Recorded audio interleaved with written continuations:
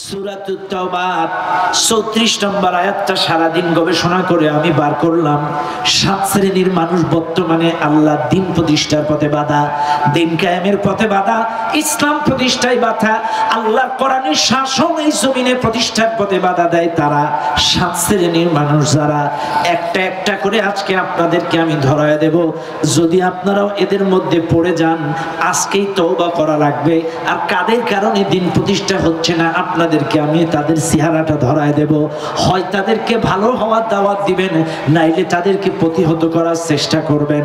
কারণ আল্লাহর জমিনে 90% মুসলমান হওয়া সত্ত্বেও আল্লাহর জমিনে যদি দিন প্রতিষ্ঠা না হয়, আল্লাহর কোরআনী শাসন যদি প্রতিষ্ঠা না হয়, একটাবার বলেন কবরে যাওয়ার পরে যদি প্রশ্ন করা হয়, আল্লাহর বান্দা এই জমিনে বাংলার জমিনে তুই ছিলি, 90% মুসলমান তোরা, দাড়ি ছিল, টুপি ছিল, জুব্বা ছিল, কিন্তু আমার দিন কায়েমের কতটুকু ভূমিকা পালন করছিস? আল্লাহ যদি প্রশ্ন করে কি জবাব দিবেন? কি জবাব দেবেন আল্লাহর কাছে?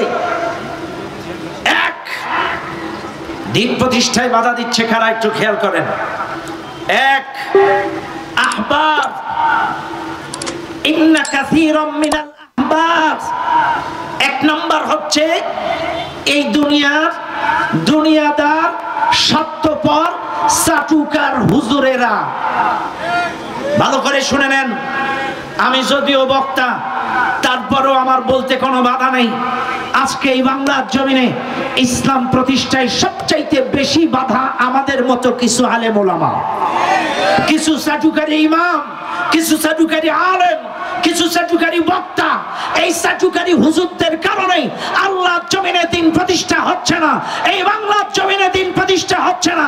এই বাংলার জমিনে ইসলামটাকে খণ্ড বিখণ্ড করে দ্বিখণ্ডিত করে ফেলছে এই আলেম ওলামারা। কথা বলেন ঠিক না বেঠিক?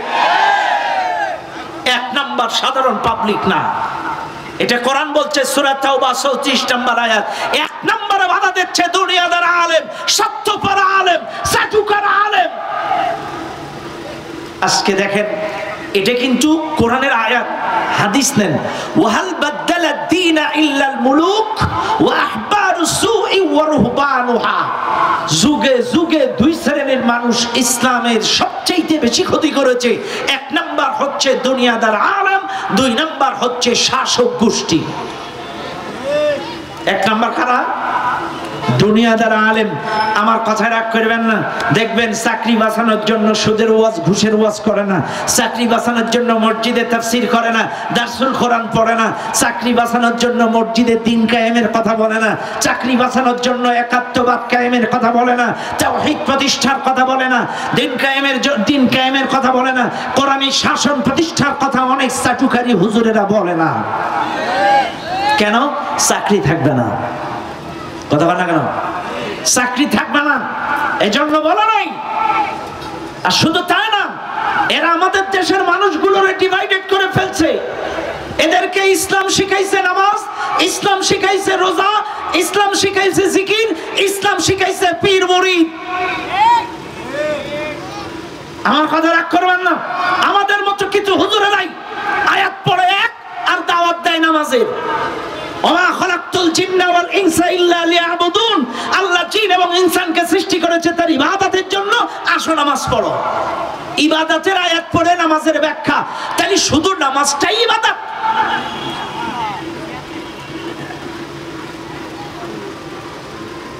রাগ করবেন না ভাই, আমি মাঝে মাঝে বলি আমাদের দেশে দিন প্রতিষ্ঠায় সবচাইতে বড় বাধা এই হুজুরগুলো। কেন জানেন? কারণ এদের এই অপব্যাখ্যা করার কারণে, এদের অপব্যাখ্যা করার কারণে আজকে তাকান গোটা বাংলাদেশের দিকে। আমি মাঝে মাঝে আমার আলোচনায় উদাহরণ দিয়ে থাকি। আপনারা বলেন তো, রিক্সা যারা চালায় 8 কেজি ওজনের মাছ প্রতিদিন খাইতে পারে? ভ্যান যারা চালায় 8 কেজি ওজনের মাছ খাইতে পারে? পারে না তো।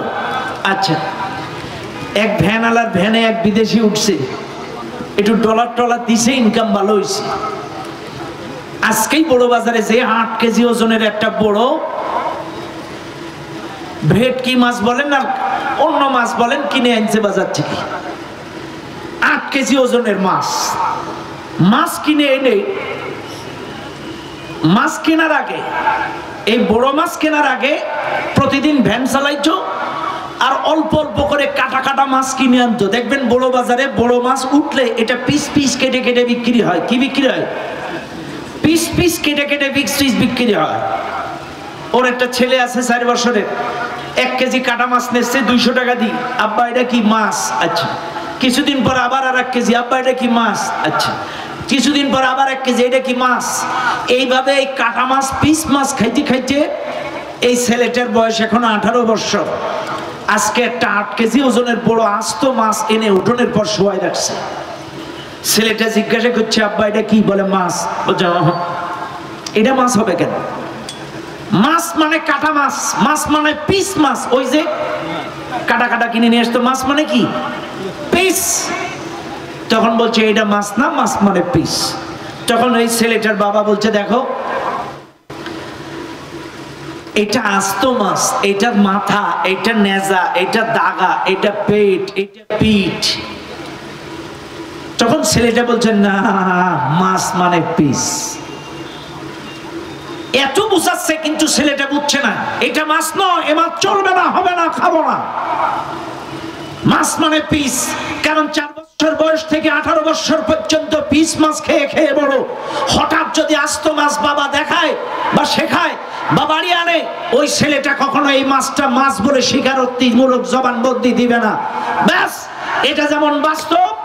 আমার দেশের মসজিদের কিছু কিছু চাটুকারী ইমাম সারা বছর এদেরকে শিখাইছে ইসলাম মানে নামাজের পিস, ইসলাম মানে জিকিরের পিস, ইসলাম মানে দাড়ি আর জুব্বার পিস।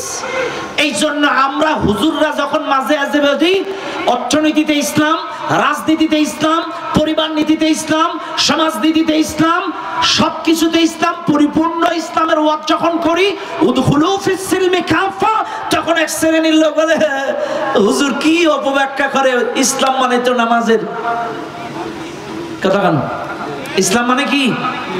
ওই যে নামাজের পিস। এই জন্য কপাল পোড়ারা সুদ খায়, ঘুষ খায়, নামাজটা ঠিক আছে। জেনা করে, ব্যভিচার করে, নামাজ ঠিক আছে। ওই যে হুজুর বলছে নামাজ পড়ো, যা করো করো করো করো, নামাজটা পড়ো। কথা কেন? কথা বলেন। এই জন্য আমার দেশের হুজুরদের কারণে এরা নামাজ রোজার বাইরে বের হতে পারে না। কারণ ম্যাক্সিমাম মসজিদের ইমাম যদি পরিপূর্ণ ইসলাম শিখাতো, উদখুলু ফিস সিলমি কাফা, পরিবারে ইসলাম, অর্থনীতিতে ইসলাম, রাজনীতিতে ইসলাম, সমাজনীতিতে ইসলাম, শিক্ষানীতিতে ইসলাম, এই রাষ্ট্র চালাতে হবে ইসলাম দিয়ে। গোটা জিন্দেগিতে যদি পূর্ণাঙ্গ ইসলামের রূপরেখা জাতির সামনে মসজিদে মাহফিলে তুলে ধরত, এই জাতি শুধুমাত্র নামাজ আর জিকির নিয়ে পড়ে থাকতো না। আজকে এই জাতিকে শুধু মসজিদের 4 দেয়ালে বন্দী করার কারণ এই মসজিদের ইমামরা। কারণ এরা মনে করে ইসলাম শুধু মসজিদে, ইসলাম শুধু 2-1টা আমলের ভেতরে, আর কোথাও ইসলাম নেই। কিন্তু কপাল পোড়া মুসলমানেরা এই আয়াতটা পড়ে না। আলিয়াউমা আকমালতু লাকুম দীনাকুম ওয়া আতমামতু আলাইকুম নি'মাতি ওয়া রাদিতু লাকুমুল ইসলাম দীনা। আমি তোমাদের জন্য আনুগত্যের বিধানটাকে পূর্ণ করে দিলাম, তোমাদের জন্য দিনটাকে পরিপূর্ণ করে দিলাম। কিন্তু আজকের এই দেশের মুসলমান পরিপূর্ণ দিন নিয়ে কথা বলে না। আজকের এই হুজুরদের কারণে এটি বাইরের। আজকে আপনাদেরকে বলে যাই, আল্লাহ যতগুলো আয়াত কোরআনে নাজিল করেছে, দেখেন না রোজার ব্যাপারে আয়াত নাজিল করছে, ইয়া আইয়ুহাল্লাযীনা আমানু কুতিবা আলাইকুমুস সিয়াম, তোমাদের জন্য রমজানের রোজা ফরজ করা হয়েছে। কিন্তু এই জায়গায় কিন্তু বলেনি তোমরা রোজার ব্যাপারে ফেরকা সৃষ্টি করো না। আল্লাহ কিন্তু বলেছে ওয়া আকিমুস সালাত ওয়া আতাউজ যাকাত, সালাতের কথা বলেছে, যাকাতের কথা বলেছে। কিন্তু সালাতের ক্ষেত্রে ফেরকা সৃষ্টি করো না, যাকাতের ক্ষেত্রে ফেরকা সৃষ্টি করো না, এই কথা আল্লাহ বলেনি। পর্দার ব্যাপারে ওয়াকারনা ফি বুয়ুতিকুন্না ওয়ালা তাবাররাজনা তাবাররুজাল জাহিলিয়াতিল উলা, পর্দার ব্যাপারে আল্লাহ আয়াত নাযিল করেছে। কিন্তু বলা হয় না পর্দার ব্যাপারে ফেরকা সৃষ্টি করো না। কিন্তু আল্লাহ কিন্তু বলেই দিয়েছে, খবরদার দিন কায়েমের ক্ষেত্রে কোনো ফেরকা সৃষ্টি করবা না।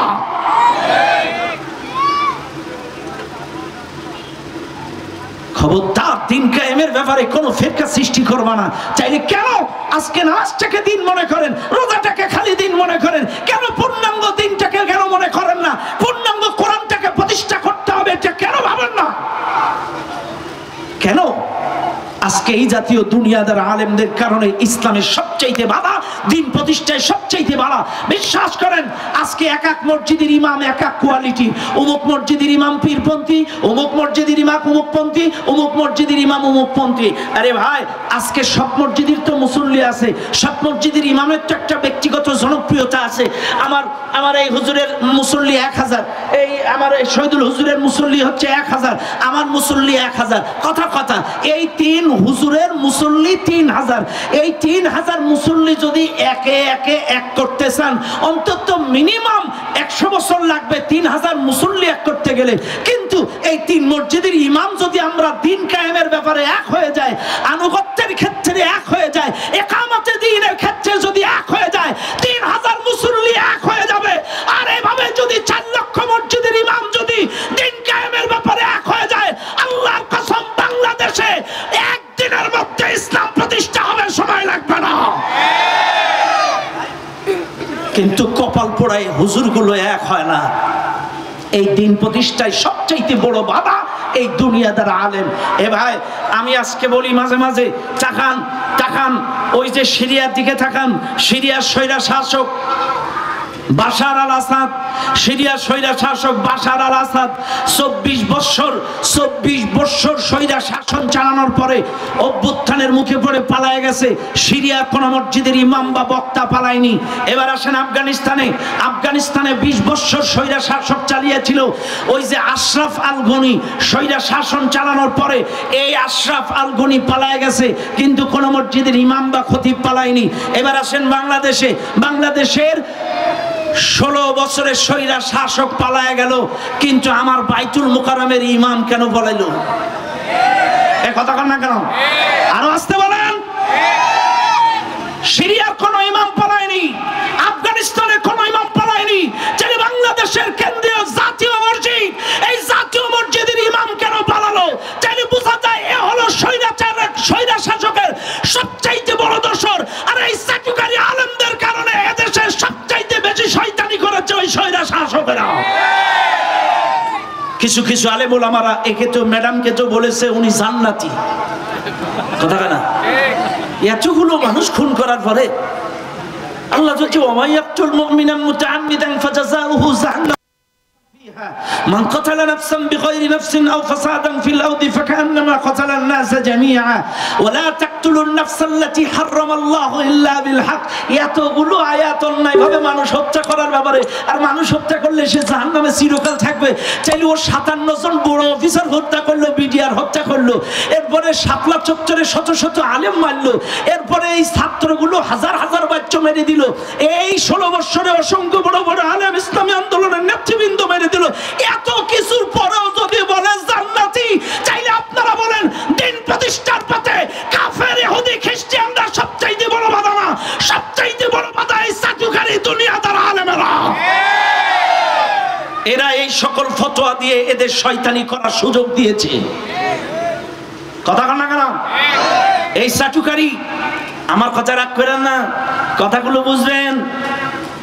সাইদি সাহেবের বিরুদ্ধে মিছিল হয় রাজপথে, আম পাবলিক মিছিল করলেও মেনে নেওয়া যায়। অনেক মাদ্রাসার প্রিন্সিপাল সুপারেরাও মিছিল করেছে, অনেক মডেল মসজিদের ইমামেরাও মিছিল করেছে, আলেমদের বিরুদ্ধে মিছিল করেছে। সাইদির প্রিন্সিপাল, অনেক মাদ্রাসার সুপার, অনেক মাদ্রাসার মুহতামিম, অনেক মাদ্রাসার এরকম বড় হুজুররাও রাজপথে মিছিল করেছে একটু মডেল মসজিদের ইমাম হওয়ার জন্য, একটু সুপার পদবি লাভ করার জন্য, একটু প্রিন্সিপাল হওয়ার জন্য, একটু এই সুবিধা নেওয়ার জন্য। অসংখ্য চাটুকারী আলেম কোরআনের পাখি সহ ইসলামী আন্দোলনের বিরুদ্ধে রাজপথে মিছিল করেছে। কথা বলেন ঠিক না বেটে? এই চাটুকারী আলেমেরা এরাই সবচাইতে দিন প্রতিষ্ঠার পথে প্রথমতম বাধা। শুনে নেন, আজকে আপনাদেরকে বলে যায় দিন কিন্তু শেষ। এই চাটুকারিতা যেটাই করবে এটারে আচ্ছা করে সাইজ করবেন। সময় বদলাবে, সরকার বদলাবে, আর তোমরাও চেঞ্জ করে এক্সচেঞ্জ হয়ে চাটুকারিতা করবা না। ইমামগুলো নিরপেক্ষ হবে, ইমামগুলো আল্লাহর কথা বলবে, কোরআনের কথা বলবে, ইমামগুলো মসজিদে দিন কায়েমের কথা বলবে। এই জমিন আল্লাহর, মসজিদ আল্লাহ, তোমাকে সৃষ্টি করেছে আল্লাহ।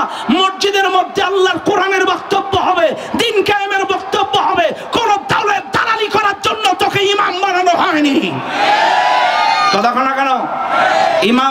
দালালি করবে কার? দালাল শব্দটা কিন্তু খারাপ না, এটা খারাপ আমরা বানাইছি। কথা না কেন? ইমামেরা দালালি করবে জান্নাতের দালালি, ইমামেরা দালালি করবে আল্লাহর দালালি, ইমামেরা এই পথভ্রষ্ট মানুষগুলোকে জান্নাতের দালালি করবে, এদেরকে দালালি করে জান্নাতের রাস্তা দেখাবে, এদেরকে দালালি করে কোরআনের পথ দেখাবে। এরা এই দুনিয়ার কোন পদ পদবি আর চাটুকারি সুবিধার জন্য দালালি করবে না। তাহলে কথা ক্লিয়ার? আস্তে আস্তে আস্তে ভাই ভাই ভাই এক্সাইটেড থেকে না, এক্সাইটেড আসছে যে বাবাজি মাথা গরম করবে না বাপ। ক্যামেরা দরকার আছে বাপ। শুনেন, এখানে তো খুব জোর আজকে 2000-5000 লোক হবে, কিন্তু এই ক্যামেরার মাধ্যমে গোটা পৃথিবীর বাংলা ভাষাভাষীর সকল লোকের কাছে আমাদের মেসেজগুলো চলে যাবে। কথা কেন? গোটা পৃথিবীর বাংলা ভাষাভাষী সকল মুসলমানদের কাছে আমাদের মেসেজগুলো চলে যাবে। এই জন্য মিডিয়ারও দরকার আছে। একটু কষ্ট করেন, মিডিয়ার ভাইদেরকে একটু সুযোগ দেন, একটু সুযোগ দেন। এরাও কষ্ট করে আপনাদের জন্য, এই প্রচারগুলো দিন। আপনারা আজকের এই কথাগুলো সব হয়তো মনে নাও রাখতে পারেন, কিন্তু ইউটিউবে গিয়ে সার্চ করলেই কিন্তু আজকের ওয়াজটা ওখানে পেয়ে যাবেন। যতবার খুশি ততবার এখানে যেয়ে শুনবেন। কথা কেন? বাইরা আমার মনে রাখবেন, তাহলে এক নাম্বার ইসলাম প্রতিষ্ঠায়, দিন প্রতিষ্ঠায়, কোরআন প্রতিষ্ঠায়, হক প্রতিষ্ঠায়, সত্য প্রতিষ্ঠায় বাধা কারা? বলেন বলেন বলেন।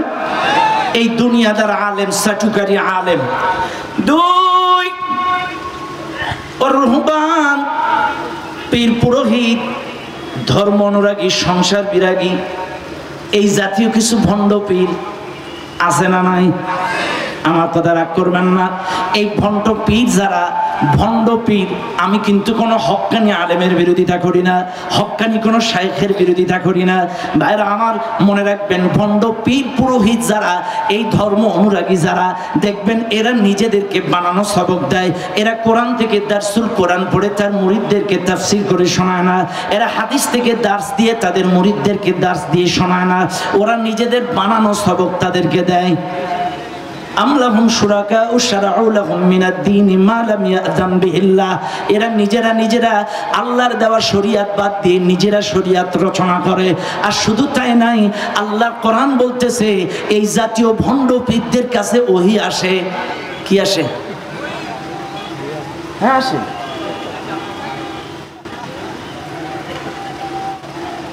আরে বাবাজি কিসের তাকবীর? ও তাই বলেন না, তাকবীর শুনলে তো আবার ভয় হয় বক্তা চলে আসছে কিনা। আচ্ছা, এই সাইডে আমার এতগুলো লোকজন, বাবাজি আপনাদের যদি মাজায় ব্যথা না থাকে ভেতরে আসেন না, আপনারা বসলে তো মাঠটা পরিপূর্ণ হয়ে যাবে। মাজায় ব্যথা না থাকলে বাবাজি সবাই চলে আসেন সামনে।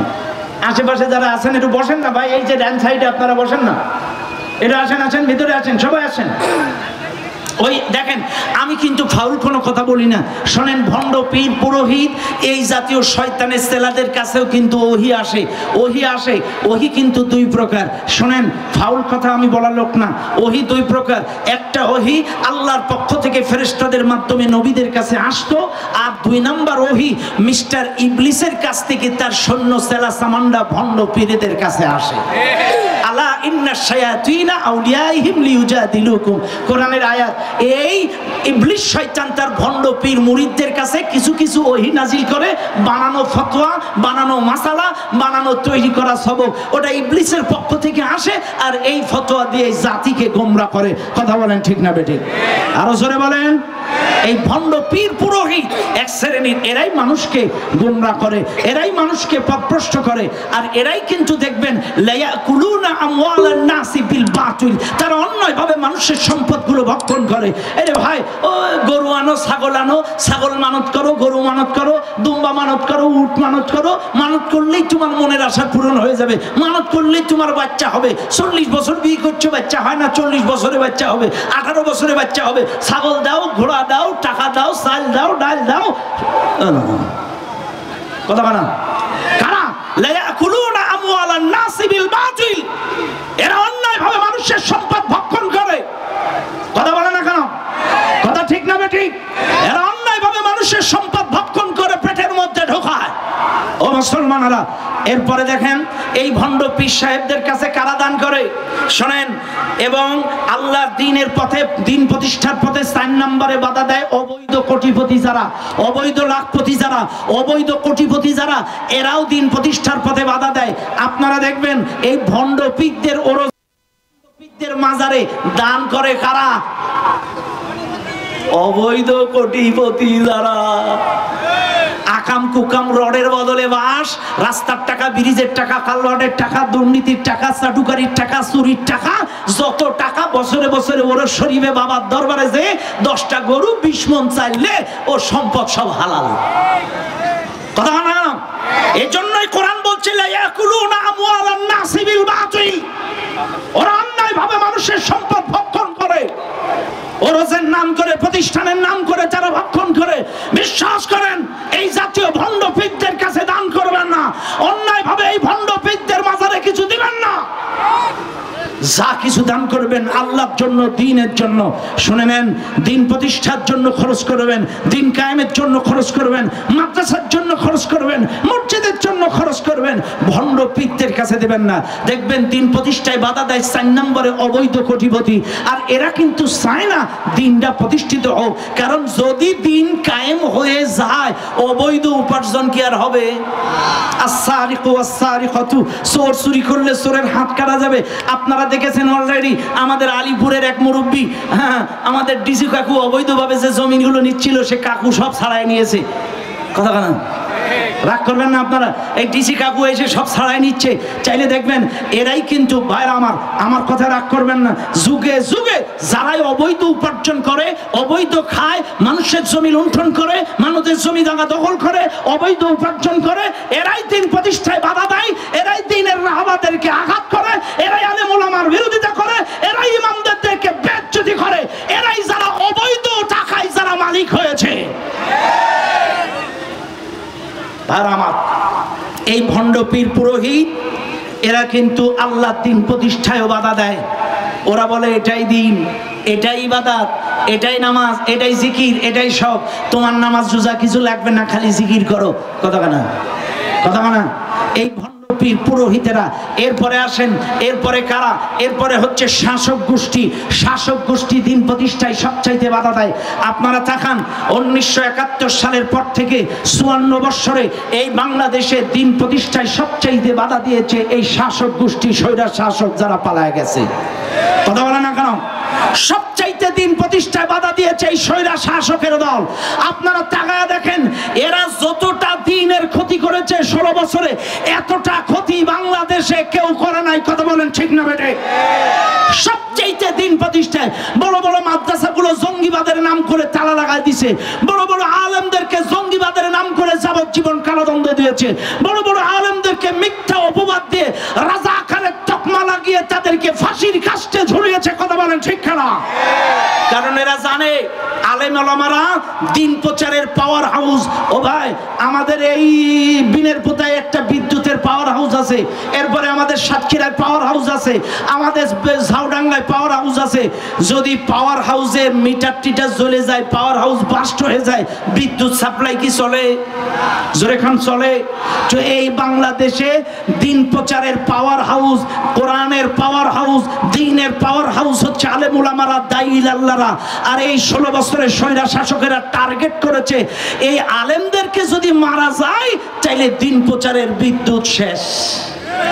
এই জন্য এরা বাছাই করেছে সাইদি সাহেবকে, এরা বাছাই করেছে নিজামী সাহেবকে, এরা বাছাই করেছে বাংলার জুনায়েদ বাবুনগরীকে, এরা বাছাই করেছিল মামুনুল হককে, এরা বাছাই করেছিল আমির হামজাকে, এরা বাছাই করেছিল বড় বড় আলেমদেরকে পরিকল্পিতভাবে টাচ করে করে মেরে দেবে। কথা বলেন ঠিক না বেটে?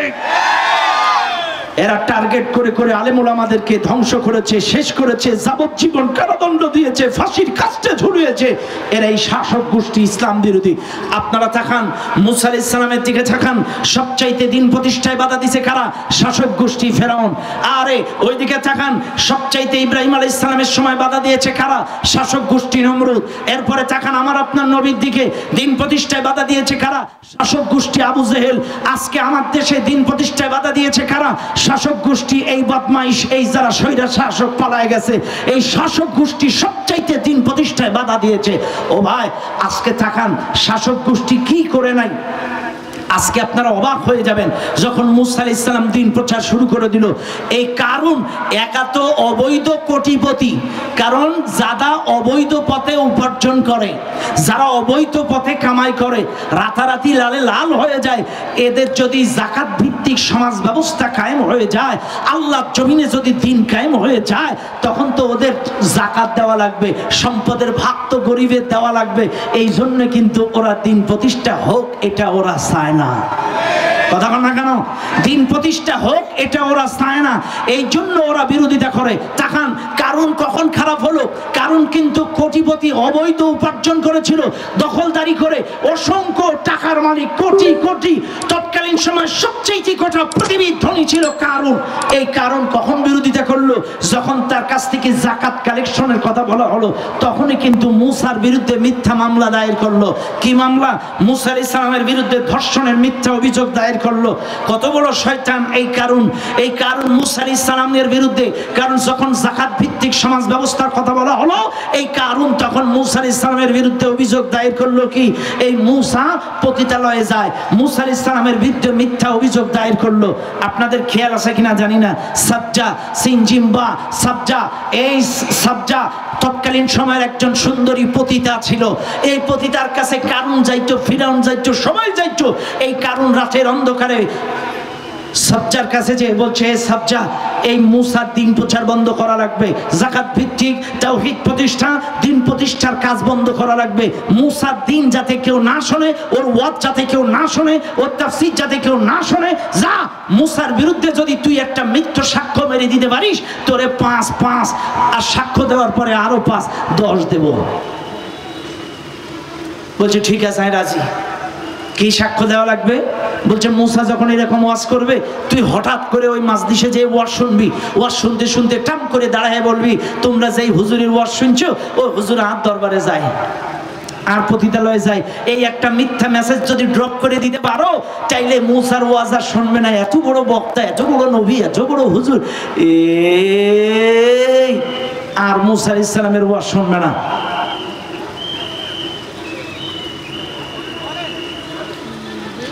ও দুনিয়ার মানুষ, সাবজার কাছে যখন চলে গেল, সাবজা বলছে ঠিক আছে, কোনো সমস্যা নাই, আমি ভরা মাজলিসে যে মুসার বিরুদ্ধে সাক্ষ্য প্রদান করব।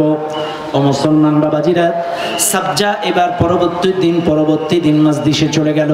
শুনে নেন এই মাহফিলের জনগণ, মুসা আলাইহিস সালাম তৎকালীন সময় গোটা মিশরের ভেতরে মানুষদেরকে দাওয়াত দিয়ে, মানুষের মধ্যে কাজ করে, মানুষকে একত্রিত করে দাওয়াতি কাজ করে, মানুষকে ডেকে ডেকে এরকম দিনের দাওয়াত দিচ্ছিল, কালেমার দাওয়াত, হকের দাওয়াত, সত্যের দাওয়াত, তাওহীদের বর্ণনা, আল্লাহর বড়ত্ব, তাওহীদ প্রতিষ্ঠার গুরুত্ব নিয়ে আলোচনা করতেন।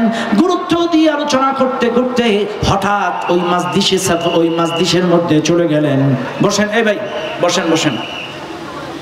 আমাদের মহতারাম জিলামি সাহেব আসছেন, একটু আগায় যান, আমাদের যারা দায়িত্বশীলীরা আগায় যান। আলহামদুলিল্লাহ, আজকের মাহফিলের বিশেষ অতিথি আমাদের সাতক্ষীরা জেলা জামাতের সম্মানিত আমির উপাধ্যক্ষ শহীদুল ইসলাম মুকুল সাহেব। আলহামদুলিল্লাহ, একটু খেয়াল করেন যে কথা আমি বলছিলাম, আপনাদের কি খেয়াল আছে? আমার দিকে খেয়াল আছে? চলবে, চলবে, আলোচনা চলবে। ও দুনিয়ার মানুষ, একটু ভালো করে লক্ষ্য করুন। সাবজাকে বলা হলো, কাল যখন ওয়াজ করবে, আমি এক পাশে থাকবো, তুমি এক পাশে থাকবা। আমি যে ওয়াজ এখানে দাঁড়াবো, তুমিও দাঁড়াবে। যখন মাজলিস জমে যাবে, ওয়াজ জমে যাবে, আমি এক সাইড থেকে ইশারা করব। যে ইশারা করব, তখন তুমি টাস করে মুসার বিরুদ্ধে মিথ্যা অভিযোগ দায়ের করবা। ও দুনিয়ার মানুষ, সাবজা যে মাজলিসে বসে গেল, এক সাইডে হেলান দিয়ে গাছের গোড়ায় মুসা আলাইহিস সালাম মানুষগুলো একত্রিত করে দাওয়াত দিচ্ছে, কারণ অপর সাইডে দাঁড়ায় আছে। মুসা আলাইহিস সালামের ওয়াজ শুনতে শুনতে সাবজা মুসার দিকে অপলক দৃষ্টিতে তাকায় ওয়াজ শোনে। আরে এই সাজ্জাদ পতিতা, এই সাজ্জাদ নাফরমান বেঈমান, কিন্তু সাজ্জাদ মুসার চেহারার দিকে তাকায় যখন ওয়াজ শুনে, মুসা আলাইহিস সালামের দিকে তাকায় যখন আল্লাহর বড়ত্ব তাওহীদের বর্ণনা শুনে, তখন মুসা আলাইহিস সালামের দিকে তাকায় ওয়াজ শুনে আর চিন্তা করে, আরে জীবনে কত নোবেল নাটক, কত কবিতা, কত যাত্রা, কত কিছু শুনলাম দেখলাম, কিন্তু এত সুন্দর সাহিত্যিক ভাষা, এত সুন্দর সাজানো গোছানো কথা, এত সুন্দর বাণী, এটা আসলে সাধারণ কোনো বক্তব্য হতে পারে না, আর মুসাও কোনো সাধারণ মানুষ হতে পারে না। শুনে নেন দুনিয়ার মানুষ, ওয়াজ যখন জমে গিয়েছে, সবার নজর যখন বক্তার দিকে, এবার কারণ চিন্তা করতে এই ভরা মাজলিসে এইবার সাজ্জাদে সাক্ষ্য দেওয়া দিতে লাগাইতে হবে। এইবার কারণ অপর সাইডটি কি ইশারা করছে, বলবো বলবো, কিন্তু কিসের সাজ্জাদ? সাজ্জাদ ডানেও তাকায় না, বামেও তাকায় না, বক্তার দিকে তাকায়, মুসা আলাইহিস সালামের দিকে তাকায় আওয়াজ শুনে, মুসা আলাইহিস সালামের চেহারার দিকে তাকায় আওয়াজ শুনে। ও মুসলমান বাবাজিরা আমার, যখন মুসা আলাইহিস সালামের দিকে তাকায় আওয়াজ শুনছে, এদিকে কারণ ইশারা করছে, ও ও ও ও, কিন্তু কিসে? ডাইনেও তাকায় না, বামেও তাকায় না, মুসার দিকে নজর, অপলক দৃষ্টিতে তাকায় ওয়াজ শুনছে। এদিকে মানুষ, এত সুন্দর বক্তব্য, আর এই লোক কখনো খারাপ কাজ করতে পারে না, এর বিরুদ্ধে সাক্ষ্য দিতে আরে আনছে। আপনারা দেখছেন, এরপরে কারণ একটা পর্যায়ে না পেরে ডান সাইড থেকে পিছন থেকে ঘুরে যে খাজার পেছনে যে গুজাচ্ছে, পিছন থেকে গুতাচ্ছে, পিছন থেকে যখন গুতাইতেছে তখন সাজ্জা এক পর্যায়ে খেজে বেজে বলে, মিশরের জনগণ শুনে নাও, এই কারণ আমাকে অ্যাডভান্স করেছে 5,000 দিরহাম, কেউ কেউ বলেছে 5 লক্ষ দিরহাম। এই কারণ আমাকে অ্যাডভান্স করেছে, আর সাক্ষ্য দেওয়ার পরে আরো 5,000 দিবে। শোনো, এ আমাকে সাক্ষ্য বানাইছে এই মুসার দ্বীনের দাওয়াত যাতে কেউ না শোনে, মিসার তাওহীদ প্রতিষ্ঠার দাওয়াত যাতে কেউ না শোনে। আমি যদি মুসার বিরুদ্ধে সাক্ষ্য দিতে পারি যে ও আমার পতিতালয়ে যায়, চাইলে আমাকে 10,000 দিরহাম দেবে। কিন্তু বিশ্বাস করো মিশরের জনগণ, আসলে মুসাকে আমি কোনোদিন দেখিনি, আজকেই জীবনে প্রথম দেখলাম। আর মুসা আমার কাস্টমার না, আমার নিয়মিত কাস্টমার এই কারণ। জাতির সামনে হাটে হাড়ি ভেঙে দিস, কথা বলা। আজকে আমাদের ডিবি হারুন, আমাকে ডিবি হারুন, কথা বলছেন না, হাউন আঙ্কেল, কে হাউন আঙ্কেল, এই আলেমগুলোরে ধরে মিথ্যা অপবাদ দিত, নারী কেলেঙ্কারি। অথচ আজকেই দেখলাম ইমন না কি নামের একটা ছেলে বলছে ওই লাইলা টিকটক করে, ওই লাইলাই যত অবৈধ মেয়ে ওরে সাপ্লাই দিত, ওর যার পছন্দ হইতো ওই লাইলা যে ওরে সাপ্লাই দিত, ওই হারুন, ডিবি হারুনের এই জালেমদেরকে সাপ্লাই দিত। টাকলা মুরাদের কাহিনী আপনারা জানেন, আলেমদেরকে লুচ্চা বলেছিল, আলেমদেরকে রাজাকার বলেছিল, আলেমদেরকে জঙ্গি বলেছিল, কিন্তু বলেন জাতির সামনে এদের আসল চেহারা বের করে দিয়েছেন কে? আরো জোরে বলেন কে? জাতির সামনে এদের আসল চেহারা বের করে দিয়েছে। কাজে মনে রাখবেন এই মাহফিলের জনগণ, সাইদি সাহেবকে তারা রাজাকার তকমা লাগানোর চেষ্টা করেছে, সাইদি সাহেবকে তারা ধর্ষক বানানোর তকমা লাগানোর চেষ্টা করেছে। গোটা জাতির মানুষের সামনে বলে দিল, আসলে আমার কাছে যাইতো না মুসা, মুসারে আমি চিনি না, আজকেই প্রথম দেখলাম। আমার নিয়মিত কাস্টমার এই কারণ জাতির সামনে হাঁটে হাড়ি ভেঙে দিয়েছে। আজকে বাংলাদেশের দিকে তাকান, গোটা বাংলাদেশের দিকে তাকান, ও মুসলমান, যাদেরকে রাজাকার কলঙ্ক দিল, যাদেরকে ধর্ষণকারী কলঙ্ক দিল, আজকে 16টা বছর তারা স্লোগান দিল জামাত শিবির রাজাকার, এই মুহূর্তে বাংলা স্যার। কিন্তু আপনারা বাংলাদেশের মানুষ সাক্ষী, মূলত দেশপ্রেমিকরা দেশ ছেড়ে পালায়নি, রাজাকারেরাই দেশ ছেড়ে পালিয়েছে। কথা বলেন ঠিক না বেঠিক? মূলত দেশপ্রেমিকরা দেশ ছেড়ে পালায়নি, ওরা ঘাত প্রতিঘাত জীবন দিয়েছে, ফাঁসির কাস্টে গিয়েছে, জেল খেটেছে, কিন্তু দেশের মাটি ছেড়ে পালায়নি। কিন্তু প্রকৃত অর্থে যারা স্বাধীনতার পক্ষের শক্তি সেজেছিল, প্রকৃত রাজাকারেরা আজকে বাংলার জমিনে নয়। আল্লাহ আছে না নাই? আজকে তারা নিষিদ্ধ হয়ে গেল। দিন প্রতিষ্ঠায় যারা বাধা দিয়েছিল, ইসলামী আন্দোলন যারা নিষিদ্ধ করতে চেয়েছিল, তাদেরকে নিষিদ্ধ করে দিলেন কে? কাজে মনে রাখবেন মুসলমানেরা এই বাংলার জমিনে দিন প্রতিষ্ঠায় সবচাইতে বাধা দিয়েছে। প্রথম নাম্বার দুনিয়াদার আলেম, 2 নাম্বার পীর পুরোহিত ধর্মপীর, এরপরে শাসক গোষ্ঠী, ইসলাম বিরোধী শাসকেরা যুগে যুগে ইসলামের সবচাইতে বেশি ক্ষতি করেছে। কথা বলেন ঠিক না বেঠিক?